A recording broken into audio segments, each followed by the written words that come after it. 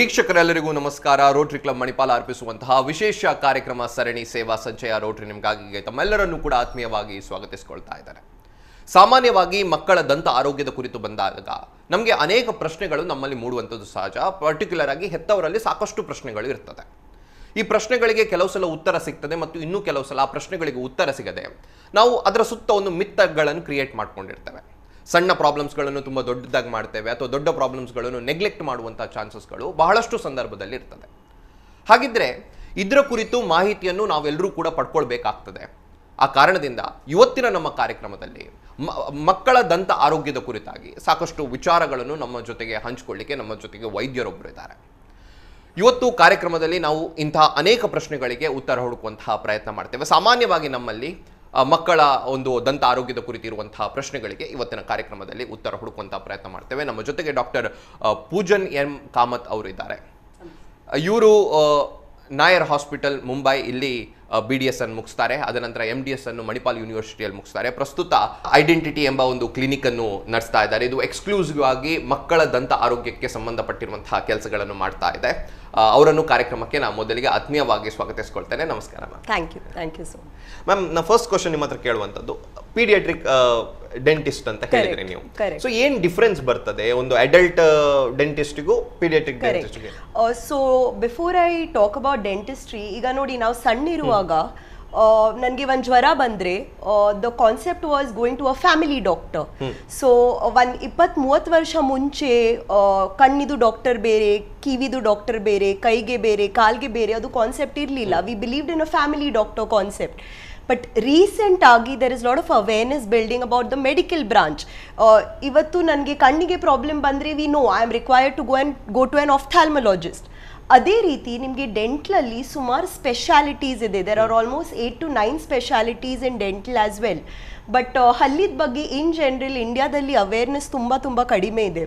So paediatric dentistry is one such speciality and it is a very important speciality because ಮಕ್ಕಳ ಹಲ್ಲಿದ ಬಗ್ಗೆ awareness is much more less compared to adult dentistry. So when you ask about the main difference between the two is, first is managing a child. See, there is a lot of difference when you deal with a child and you deal with an adult.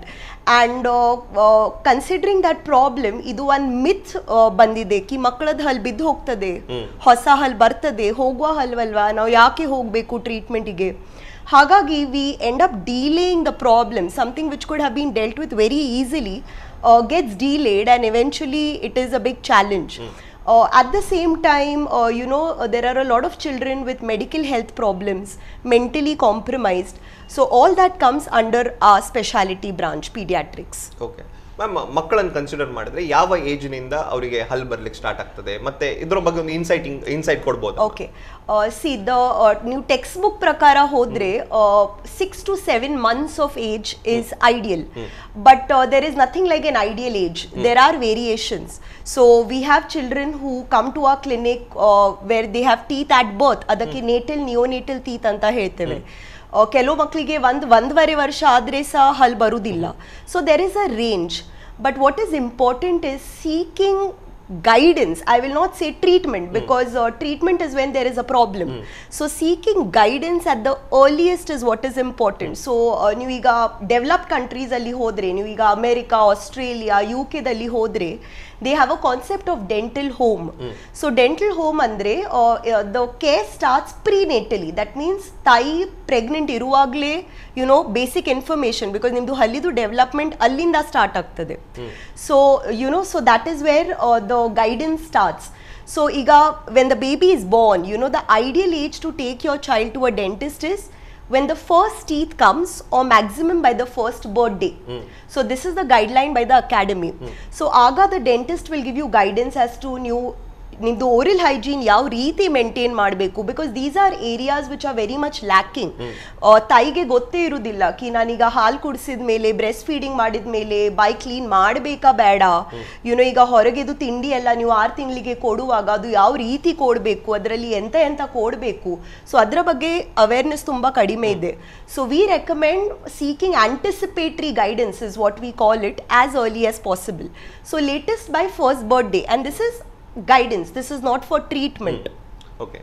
Ma'am ಈಗ brushing ನ ಕುರಿತಾಗಿ ಕೂಡ ನಮಗೆ ಬಹಳಷ್ಟು confusions ಗಳಿರ್ತದೆ, ಯಾವಾಗ start ಮಾಡಬೇಕು exact ಮಕ್ಕಳಿಗೆ brush ಮಾಡುವುದು, ಸೊ ಏನು ಹೇಳ್ತೀರಿ?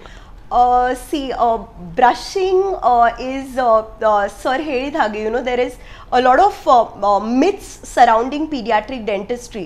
So breaking that myth is very, very important. So brushing comes next. So brushing ಕಿಂತ ಮುಂಚೆ ನೀವು ಮಕ್ಕಳ ಬಾಯಿ ಕ್ಲೀನ್ ಮಾಡಲಿಕ್ಕೆ ಸ್ಟಾರ್ಟ್ ಮಾಡಬೇಕು, which we call as cleaning of the gum pads. So cleaning of the gum pads has to be done actually ಪ್ರತಿ ಸತಿ after breast feeding.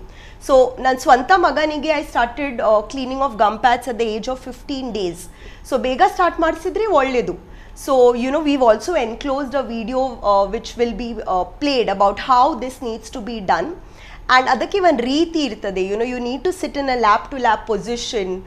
There is a, that is how the child gets comfortable, because ನೀವು ಬೇಗ ಇದು ಎಲ್ಲ start ಮಾಡಿದ್ರೆ adapting the child is very, very easy. And then you transition it from cleaning of gum pads to brushing. So first hal band takshana you need to kickstart with brushing. There is no ideal age, and most important is acceptance from the child. Matte paste yavaga start ಮಾಡಬೇಕು ಅದು agura, it is not like hal band takshana you start brushing with the use of a paste. Paste alli kuda nimge low fluoride, high fluoride, ಬೇರೆ ಬೇರೆ ರೀತಿದು paste ಇರ್ತದೆ. So that comes one by one. But most important is starting the process of brushing, because what I experience is ಬಿಡುದಿಲ್ಲ brush ಮಾಡಲಿಕ್ಕೆ, ಬಿಡುದಿಲ್ಲ because ನಾವು correct ಟೈಮಿಗೆ start ಮಾಡಲಿಲ್ಲ. ಸೊ ಮಕ್ಕಳಿಗೆ ಒಂದ್ಸತಿ ಬುದ್ಧಿ ಬಂದ ನಂತರ getting them to do it is very, very challenging and difficult. Ma'am ಇನ್ನೊಂದು ಮಿತ್ ನಮ್ಮಲ್ಲಿ ಇರುವಂಥದ್ದು, ಸೊ ಬ್ರಷ್ ಫೀಡಿಂಗ್ ಮಾಡಿದರೆ ಅಥವಾ ಬಾಟಲ್ ಫೀಡಿಂಗ್ ಮಾಡಿದರೆ ಸೊ ಟೀತ್ ಡಿಕೆ ಆಗ್ತದೆ, ಸೊ ಇದು ಕರೆಕ್ಟ್ನಾ ma'am? See, I swear by breastfeeding. So breastfeeding is the best gift a mother can give to the child. Problem is how it is being done. Adu correct ರೀತಿಯಲ್ಲಿ ಮಾಡಬೇಕು. And breastfeeding is also a food. So ನಾವು ಪ್ರತಿ ಸತಿ ತಿಂದ ಮೇಲೆ, ಈಗ ನಾನು ಬೆಳಗ್ಗೆ ತಿಂಡಿ ತಿಂದ ಮೇಲೆ, ನಾನು ಮಧ್ಯಾಹ್ನ ಊಟ ಮಾಡಿದ ಮೇಲೆ, it is a protocol that I am expected to go and wash my hands and rinse my mouth. But ಅದು ಮಗುಗೆ ಹೇಳಲಿಕ್ಕೆ ಬರಲ್ಲ. So ಹಾಗಾಗಿ it is the responsibility of the mother that ಪ್ರತಿ ಸತಿ breastfeeding ಆದ ನಂತರ she ensures that there is no milk in the mouth. So it is more of oral hygiene problems that cause decay rather than breastfeeding. And see, even new WHO guidelines ಪ್ರಕಾರ ಹೋದ್ರೆ ಸಹ breastfeeding up to 2 years is considered normal.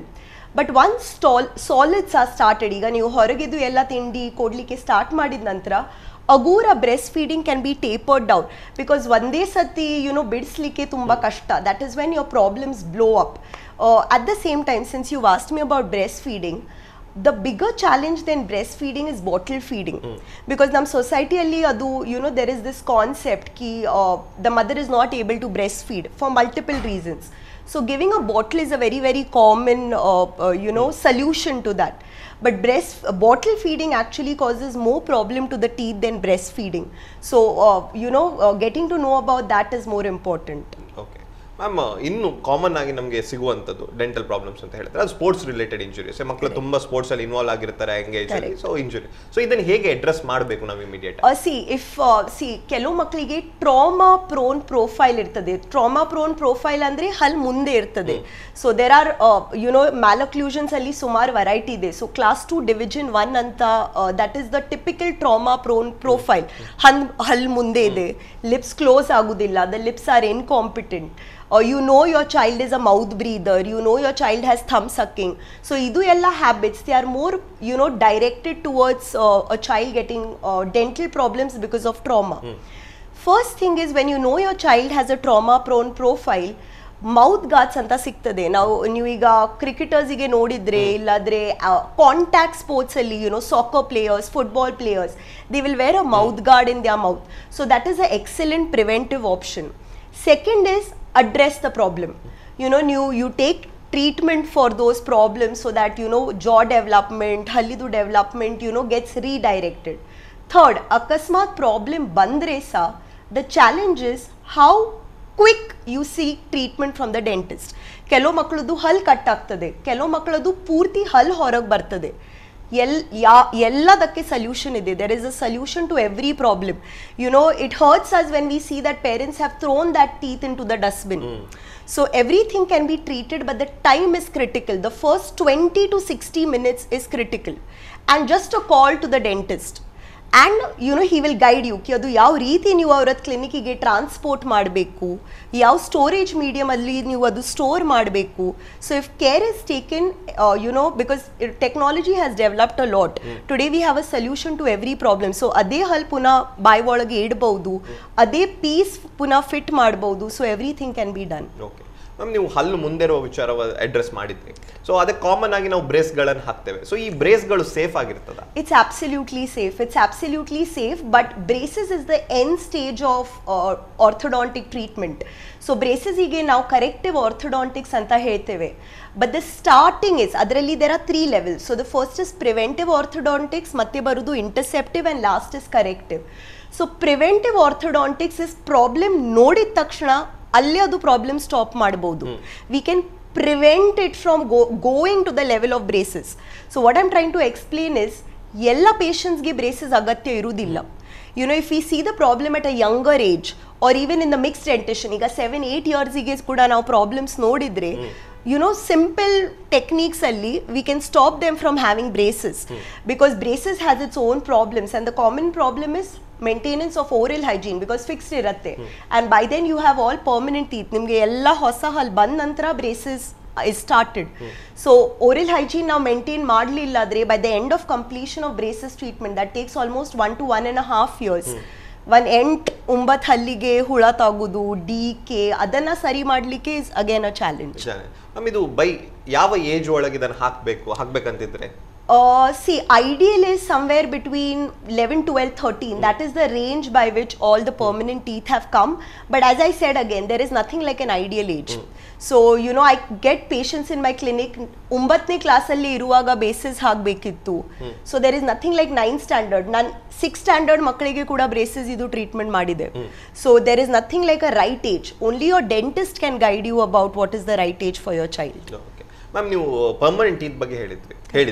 So ನಮಗೆ ಬಹಳಷ್ಟು confusion ಈ milk teeth ಮತ್ತೆ permanent teeth ನ concept ಬಗ್ಗೆ ಉಂಟು. ಸೊ ಇದರ ಬಗ್ಗೆ ಸ್ವಲ್ಪ ಇನ್ಸೈಟ್ ಕೊಡಬಹುದು? So I give a very beautiful example to every patient who walks in to my clinic. There is no other part in our body that falls and a new part comes. ನೀಗ correct see, patients ತುಂಬ patients ನನಗೆ ಕೇಳ್ತಾರೆ, madam ಹೋಗುವ ಹಲ್ಲಲ್ವಾ, treatment ಕೊಡಲೇಬೇಕಾ, treatment ಮಾಡಲೇಬೇಕಾ? So my return question to them is, ನೀವು ಆಲೋಚನೆ ಮಾಡಬೇಕು, ಈ ಹಲ್ ಯಾಕೆ ಹೋಗ್ತದೆ, ಈ ಹಲ್ ಯಾಕೆ ಹೋಗಬೇಕು? ಸಿ, ನಾನು ಬರೀ ಒಂದು ನೇಲ್ ಕೂಡ ಕಟ್ಟಾಗಿ ಹೊಸ ನೇಲ್ ಬರುವುದಿಲ್ಲ. I need to take a nail cutter and sit and cut it. My one finger will not break and a second finger comes. So ಹಲ್ ಬಿದ್ದು ಹೋಗಿ ಇನ್ನೊಂದು ಹಲ್ ಬರಲಿಕ್ಕೆ there is a lot of science behind it. So ನಿಮ್ಮದು milk teeth ಬಾಯಲ್ಲಿ ಇರುವಾಗ ನಿಮ್ಮದು ಹೊಸ ಹಲ್ ಆಲ್ರೆಡಿ ಬೋನ್ ಒಳಗೆ ಇರ್ತದೆ, and that is the time it is taking up calcium. It is like a pregnancy situation, to be honest. ಈಗ ನೋಡಿ, ಸಪೋಸ್ ಐ ಆಮ್ ಪ್ರೆಗ್ನೆಂಟ್, ಈಗ ನಾನು 3 ತಿಂಗಳು ಪ್ರೆಗ್ನೆಂಟ್ ಇರುವಾಗ nobody nose about it, but I am taking care, and I want a safe pregnancy of 9 months and deliver the baby after 9 months. So the environment that the permanent teeth is going to get inside the bone cannot be replaced by anything else. But problem is, nan tale mele infection idre, how do you expect the teeth to get its 100% pure development? So main thing is, ನೀವು correct ಆಗಿ milk teeth ಗೆ ನೋಡ್ಕೊಂಡ್ರೆ, if the milk teeth are healthy, there is absolutely nothing to worry about the permanent teeth.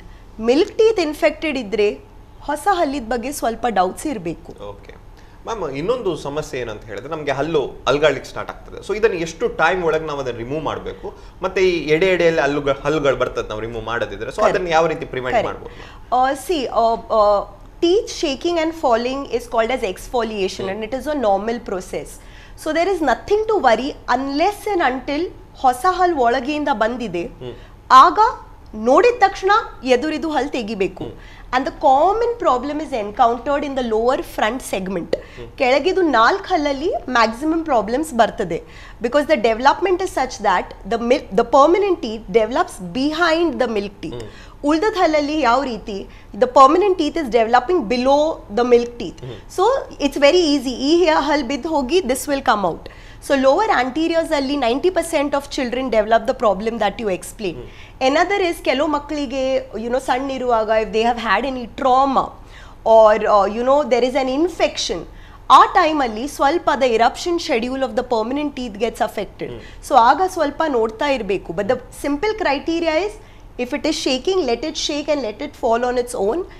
In case you see that the new teeth is coming in a different position, ಆಗ ಕೂಡಲೇ ತೆಗಿಬೇಕು. Okay ma'am, ಇನ್ನೊಂದು ನಮ್ಗೆ ಈಗ ಹಲ್ಲು shake ಆದ್ರೆ ಅದನ್ನ ನಾವು ತೆಗೆಯೋದು ಸೇಫಾ ಅಥವಾ ನಾವು dentist? Absolutely safe, absolutely safe, nothing to worry, absolutely safe. Ma'am, ನಿಮ್ಮ ಹಾಸ್ಪಿಟಲ್ ಕನ್ಸಿಡರ್ ಮಾಡಿದ್ರೆ ಕಾಮನ್ ಕೇಸಸ್ಗಳು ಯಾವುದು ಬರ್ತದೆ ಮಕ್ಕಳದು?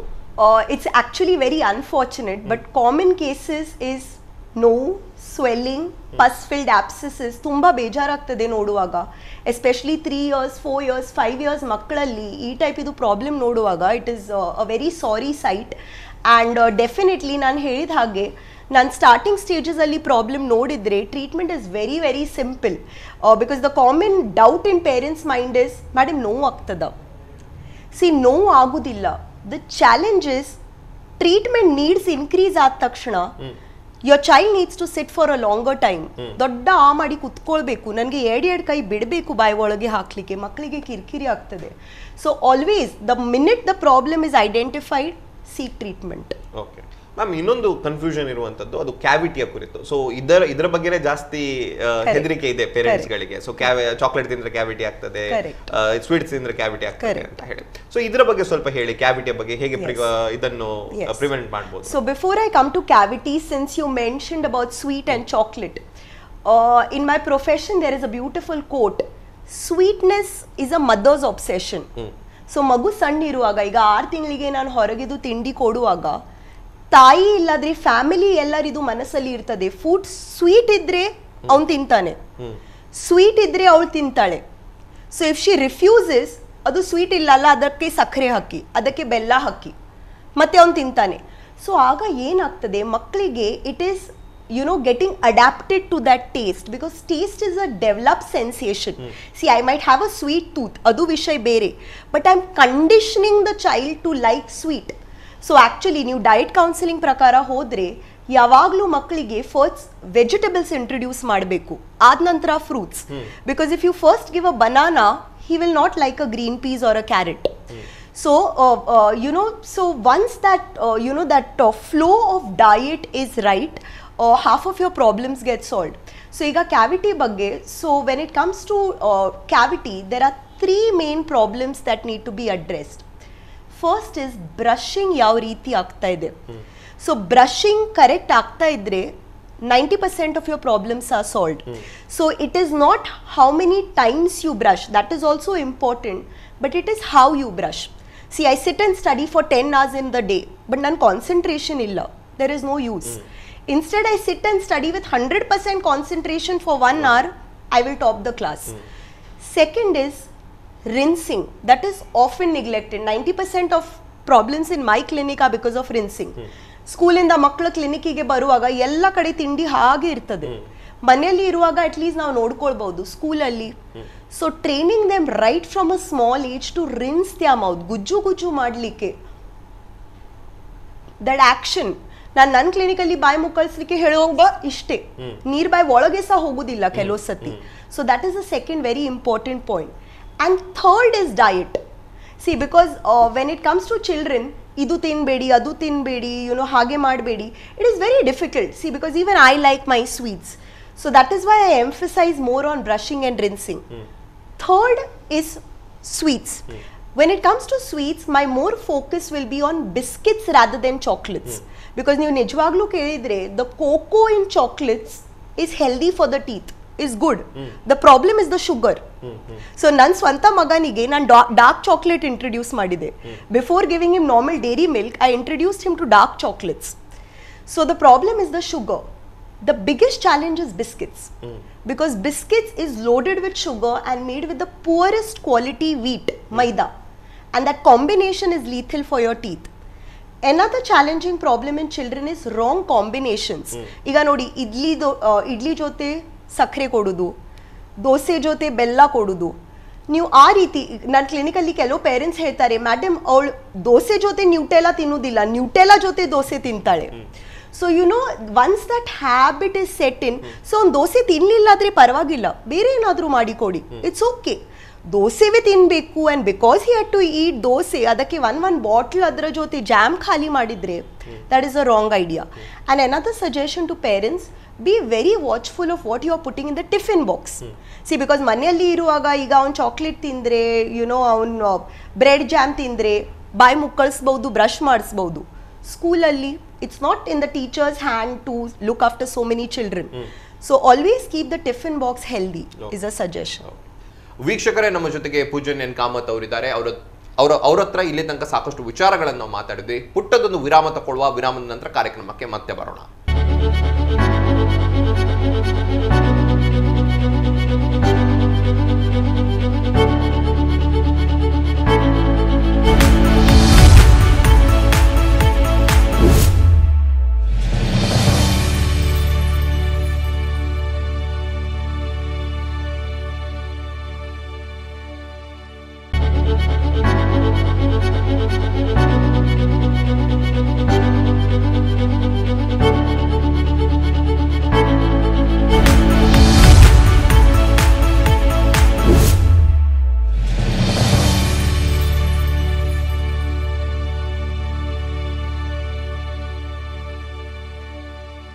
ವಿರಾಮದ ಬಳಿಕ ಕಾರ್ಯಕ್ರಮಕ್ಕೆ ಆತ್ಮೀಯವಾಗಿ ಸ್ವಾಗತಿಸಿಕೊಳ್ತಾ ಇದ್ದೇನೆ. ನಮ್ಮ ಜೊತೆಗೆ ಪೂಜನ್ ಎಂ ಕಾಮತ್ ಅವರಿದ್ದಾರೆ. ಅವರ ಜೊತೆ ಮಾತುಕತೆ ಮುಂದುವರಿಸೋಣ. ಮ್ಯಾಮ್, ಈಗ ಸಾಮಾನ್ಯವಾಗಿ ನಿಮ್ಮಲ್ಲಿ ಪೇಷಂಟ್ಸ್ ಬರುವವರು ಎಲ್ಲ ಮಕ್ಕಳು ಕೂಡ ಕೋಆಪರೇಟಿವ್ ಆಗಿರುತ್ತಲ್ಲ, ಸೊ ತುಂಬಾ ಜನ ತುಂಬಾ ಪೋಖ್ರಿ ಮಾಡ್ತಾರೆ, ಕಷ್ಟ ಕೊಡ್ತಾರೆ. ಸೊ ಯಾವ ರೀತಿ ಹ್ಯಾಂಡಲ್ ಮಾಡ್ತೀರಿ? See, a pediatric dentist is trained to deal with children. My only request is we are not trained to deal with parents. So the challenge is there. So parents should have trust in the doctor. See, when suppose I'm a pediatric dentist, I'm a practicing pediatric dentist, so I'm trained to deal with children. ಅದು ಒಂದು faith ಇರಬೇಕು ಕಿ ಇವ್ರು ನೋವು ಮಾಡುವುದಿಲ್ಲ, ಇವ್ರು ಒಳ್ಳೆ ರೀತಿ ನನ್ನ ಮಕ್ಕಳಿಗೆ ನೋಡ್ತಾರೆ. ಪೇರೆಂಟ್ಸ್ಗೆ ಮಕ್ಕಳಕ್ಕಿಂತ ಜಾಸ್ತಿ ಹೆದರಿಕೆ ಇರುವಾಗ, ಜಾಸ್ತಿ ಸ್ಟ್ರೆಸ್ ಇರುವಾಗ, the entire situation collapses. So any child, ನಾನು ಅದಕ್ಕೆ ನಿಮಗೆ ಹೇಳಿದ್ದೆ, medically compromise child, mentally challenge child, ಎಲ್ಲ ಮಕ್ಕಳದು treatment can be safely done in a paediatric dental clinic setup. But ನನಗೆ ಪೇರೆಂಟ್ಸ್ ಇದು ಸಪೋರ್ಟ್ ಬೇಕೇ ಬೇಕು. Unfortunately, if none of our, so we call it as non-pharmacological behavior management. So ಕೆಲವು ಸತಿ ನನಗೆ 5-6 appointments ಬೇಕು, just to make the child sit on the chair. Treatment ಬಗ್ಗೆ ಬಿಡಿ. So it's like going to school. ಈಗ day 1ಗೆ ಕೇಳೋದಿಲ್ಲ ಶಾಲೆ ಹೋಗ್ಲಿಕ್ಕೆ, ಬಟ್ ನಾನು ಬಿಡುವುದಿಲ್ಲ ಅಲ್ಲ, ಸ್ಕೂಲ್ ಹೋಗಲೇಬೇಕು, ಅವನು ಅಳ್ತಾನೆ, ಅದಕ್ಕೆ let him sit at home. Problem when it comes to a dental problem ಅವ್ರ ಮಕ್ಕಳದ ಹಲ್ಲಿದು ಹೋಗುವ ಹಲ್ಲಲ್ವಾ, ಒಂದ್ಸತಿ ಪ್ರಯತ್ನ ಮಾಡ್ತಾರೆ. Parents get discouraged, not the child. So that is very important. Having faith and then seeking treatment. How to manage is our responsibility. ಅಕಸ್ಮಾತ್ ಆಗಲಿಲ್ಲ ಆದರೆ there are options of pharmacological. Pharmacological ಅಂದರೆ ಕೆಲವು ಮಕ್ಕಳಿಗೆ ಸಿಡೇಟ್ ಮಾಡಿ ಮಲಗಿಸಿ ಟ್ರೀಟ್ಮೆಂಟ್ ಕೊಡೋದು, ಕೆಲವು ಮಕ್ಕಳಿಗೆ ಹಾಸ್ಪಿಟಲಲ್ಲಿ ಅಡ್ಮಿಟ್ ಮಾಡಿ under general anaesthesia. There is the assembly of conscious sedation, gas ಕೊಟ್ಟು ಮೈಂಡ್ಗೆ ರಿಲ್ಯಾಕ್ಸ್ ಮಾಡಿ. ಸೊ ಸುಮಾರು ಆಪ್ಷನ್ಸ್ ಇದೆ ಈಗ. ಓಕೆ ಮ್ಯಾಮ್, ನೀವು ಪೇರೆಂಟ್ಸ್ನ ಈ ಒಂದು ಟೆನ್ಷನ್ ಬಗ್ಗೆ ಹೇಳುವಾಗ ಅವ್ರಿಗೆ ಇನ್ನೊಂದು ಟೆನ್ಷನ್ ಇರೋದು ಲೋಕಲ್ ಅನೆಸ್ಥೇಷಿಯಾ ಯೂಸ್ ಮಾಡೋ ಬಗ್ಗೆ, ಡೆಂಟಲ್ ಸರ್ಜರಿ ಆಗುವಾಗ. ಸೊ ಇದ್ರ ಬಗ್ಗೆ ಸ್ವಲ್ಪ ಹೇಳಿ, ಇದು ಸೇಫಾ, ಯಾವ ರೀತಿ? See, a pediatric dentist works in close association with a pediatrician. So every patient who walks into my clinic, before even I see the patient, my receptionist asks pediatrician yaru, and we have a good connection with all the pediatricians in the surrounding area. ಮಕ್ಕಳಿಗೆ ಬೇರೆ ಏನಾದರೂ history ಇದ್ರೆ, ಈಗ medical problems ಇದ್ರೆ, history ಇದ್ರೆ, taking a proper history is very important. And if the basic protocol is followed, there is nothing to worry. There is absolutely nothing to worry. Okay ma'am, ಈಗ ನೀವು ಹೇಳಿದಾಗೆ ಸಾಕಷ್ಟು ಸಮಸ್ಯೆಗಳನ್ನು ನಾವು ಎಂಗೇಜ್ ಅಲ್ಲಿ neglect ಮಾಡ್ತೇವೆ ಹಲ್ಲಿಗೆ ಸಂಬಂಧಪಟ್ಟ. ಸೊ ಇದು ಯಾವ ರೀತಿ ಕ್ಯಾರಿ ಫಾರ್ವರ್ಡ್ ಆಗ್ತದೆ ನಿಮ್ಗೆ, ಅದು ಫ್ಯೂಚರ್ ಅಲ್ಲಿ ಅಡಲ್ಟ್ ಆದ ನಂತರ ಯಾವ ರೀತಿ? ಖಂಡಿತ, ಬಿಕಾಸ್ ನಾನು ಹೇಳಿದ ಹಾಗೆ ಬಿಕಾಸ್ ಸ್ಟಾರ್ಟಿಂಗ್ ಸ್ಟೇಜಸ್ ಅಲ್ಲಿ ನಮ್ಮ ಕಣ್ಣಿಗೆ ಪ್ರಾಬ್ಲಮ್ ಕಾಣುವುದಿಲ್ಲ. So we feel that the teeth is absolutely fine. Just yesterday we had a patient, ಹೊರಗಿಂದ ನೋಡುವಾಗ ಜಸ್ಟ್ ಒಂದು ಸಣ್ಣ black dot. The parents had absolutely no idea. Parents had come for a totally different problem. ನಾನು ತೋರಿಸಿದೆ, it absolutely came as a surprise to me. The minute we started treatment, ಒಳಗೆಯಿಂದ ಹೀಗೆ cone ರೀತಿ ಮೇಲಿಂದ ಬರೀ ಒಂದು dot ಕಾಣ್ತಾ ಇದೆ, ಒಳಗೆಯಿಂದ ಒಳಗೆ ಸ್ಪ್ರೆಡ್ ಆಗಿ ಆಲ್ರೆಡಿ ನರಗೆ ಹತ್ರ ಹೋಗಿದೆ. So you know problems when identified in the initial stage is very easy, otherwise it is a cycle. So breaking that cycle is very important, and breaking the cycle will only and only happen if there is home care. So non clinically, the first dental, not only in my clinic, you go to any exclusive pediatric dental clinic, first dental appointment has maximum weightage and time. I sit with parents and child for half an hour explaining problem. And ಈ ರೀತಿ ಈ format ಅಲ್ಲಿ ನಿಮಗೆ treatment ಬೇಕಾದ್ರೆ ಮಾತ್ರ ಮಾಡುವ, ಇಲ್ಲಾದ್ರೆ result ಸಿಗುವುದಿಲ್ಲ. What ever I do will be temporary. So permanent solution is only with home care and maintenance is the key. Ma'am, ಬಹಳಷ್ಟು ವಿಷಯದಲ್ಲಿ ನಾವು ಪ್ರಿಕಾಷನ್ಸ್ ನೀವು ಹೇಳಿದಾಗೆ ಬೇಗ ನಾವು ಐಡೆಂಟಿಫೈ ಮಾಡಿದ್ರೆ ಅದು ಎಂಡ್ ಆಗ್ತದೆ ಅಂತ. ಸೊ ನಾವು ರೆಗ್ಯುಲರ್ ಚೆಕಿಂಗ್ ಯಾವ ರೀತಿ ಮಾಡಬಹುದು, ಅಂದ್ರೆ ಹಲ್ಲುಗಳದ್ದು ಮಕ್ಕಳ ಹಲ್ಲುಗಳನ್ನು ಯಾವ ರೀತಿ ಚೆಕ್ ಮಾಡಬಹುದು? So you know, you asked me a very beautiful question of preventive. So new developed countries ali hodre, actually the name of my specialty itself is pediatric and preventive dentistry.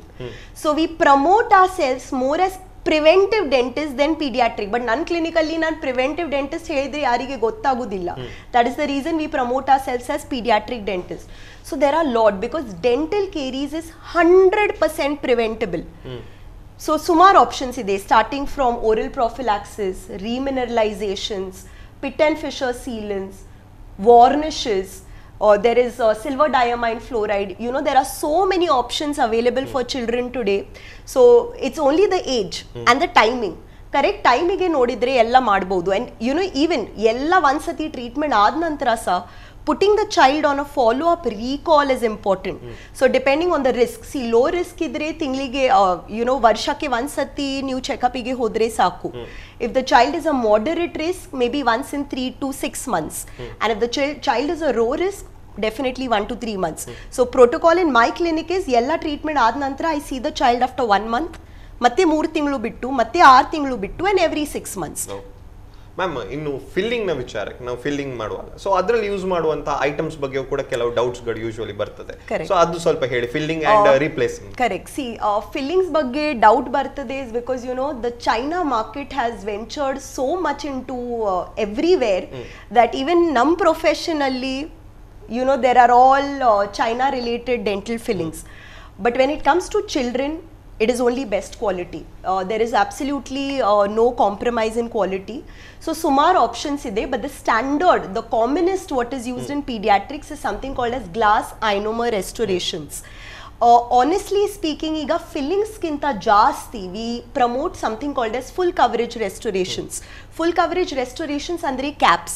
Iga new developed countries alli hodre where dental is covered under insurance, nimge filling ಬಗ್ಗೆ ಯಾರು options ಕೊಡುವುದಿಲ್ಲ. Because ನಾನು ಹೇಳಿದ ಹಾಗೆ you know ಮಕ್ಕಳಿಗೆ ತುಂಬ restrictions ಕೊಡಲಿಕ್ಕೆ ಆಗುವುದಿಲ್ಲ. ನಾನು ಫಿಲ್ಲಿಂಗ್ ಮಾಡಿದ ಮೇಲೆ ನಾಳೆ ಚಕ್ಕುಲಿ ತಿನ್ನಬೇಡಿ, ಅದು ತಿನ್ನಬಾರ್ದು, ಹಾಗೆ ಮಾಡಬಾರ್ದು, ಇವತ್ತು ಇಲ್ಲಿ ಹುಳ ತಾಗಿದೆ, ಇಲ್ಲಿ ನಾನು ಫಿಲ್ಲಿಂಗ್ ಮಾಡಿದೆ, ಇನ್ನೂ 6 ತಿಂಗಳು ಬಿಟ್ಟು ಅದೇ ಹಲ್ಲಲ್ಲಿ ಇನ್ನೊಂದು ಕಡೆಯಿಂದ ತಾಗ್ತದೆ. That is when parents get frustrated and parents start losing faith in the treatment.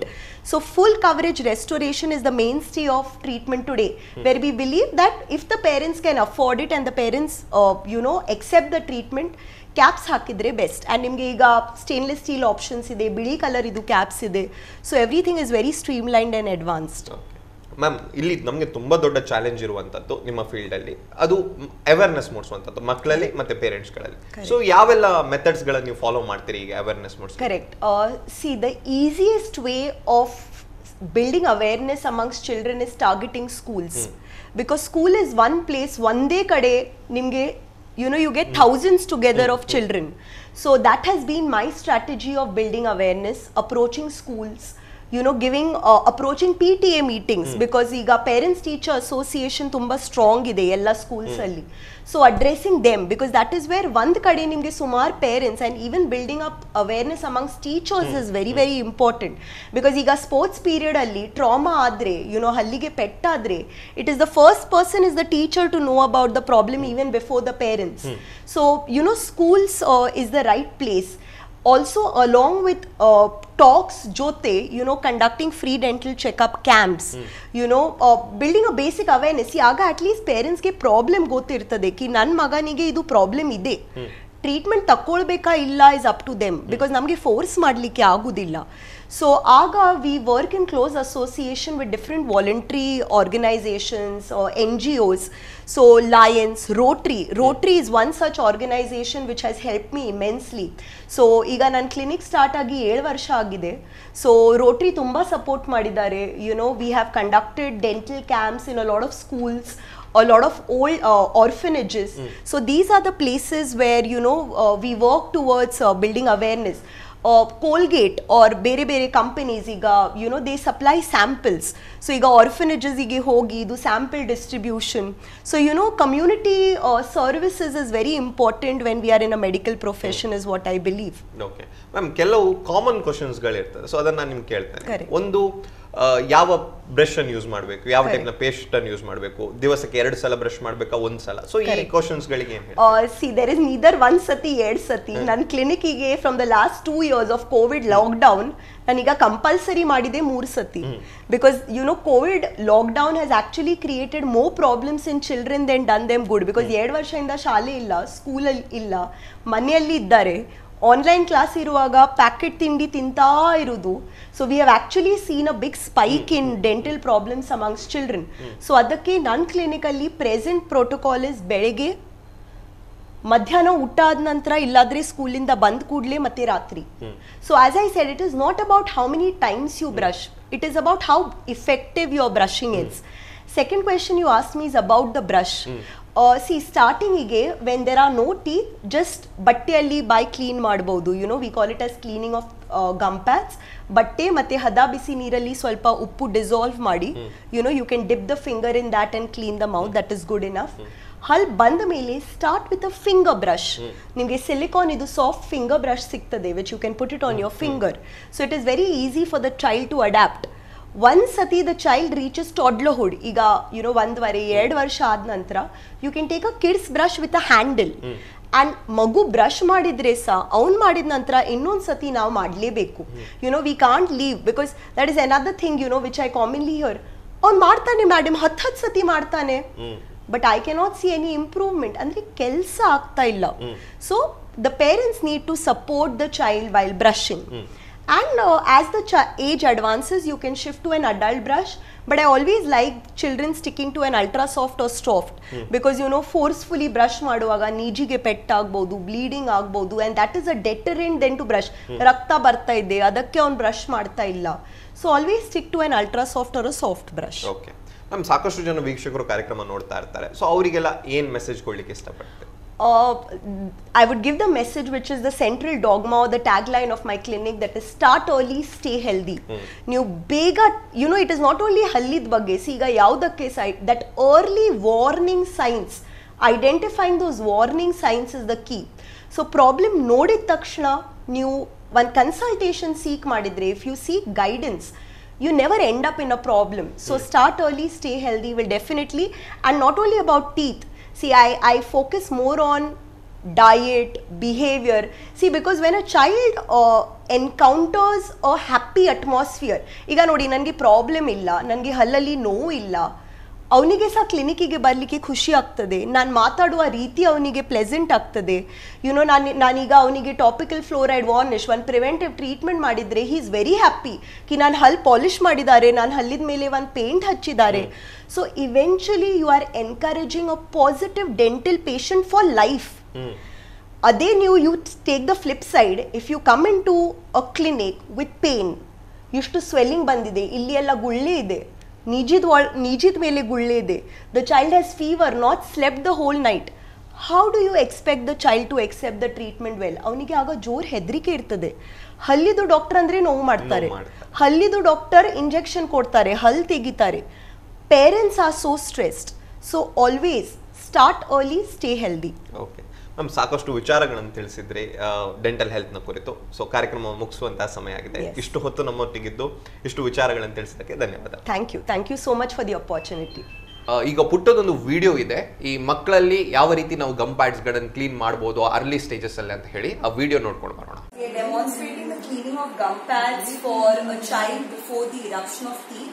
So here we have somebody who is just 4.5 months old and his gum pads are being cleaned since he's 15 days of age.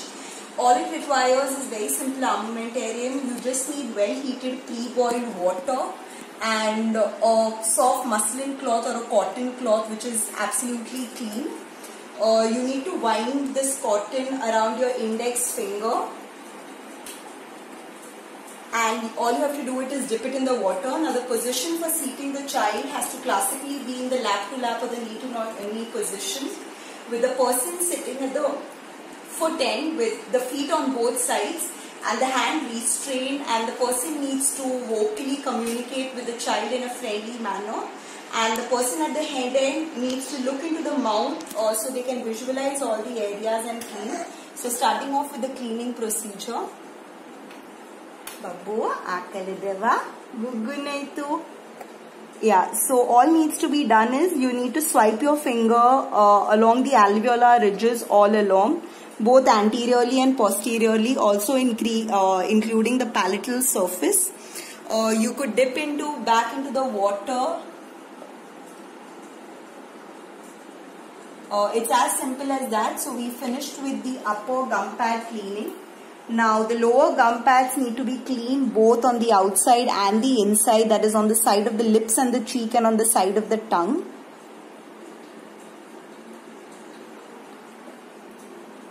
And last but not the least, we also need to focus on the tongue because that's the area which harbors the maximum bacteria. If this procedure is followed in a pre-dentate child, it helps the transition to a finger brush, and gradually brushing of teeth becomes really simple. And it's an absolute painless procedure. As we can see in the water, there are some white particles, so that could be residual milk, or it could be some deposits on the tongue which get cleaned off.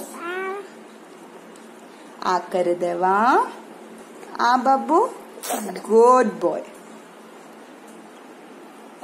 So it's as simple as that. Thank you.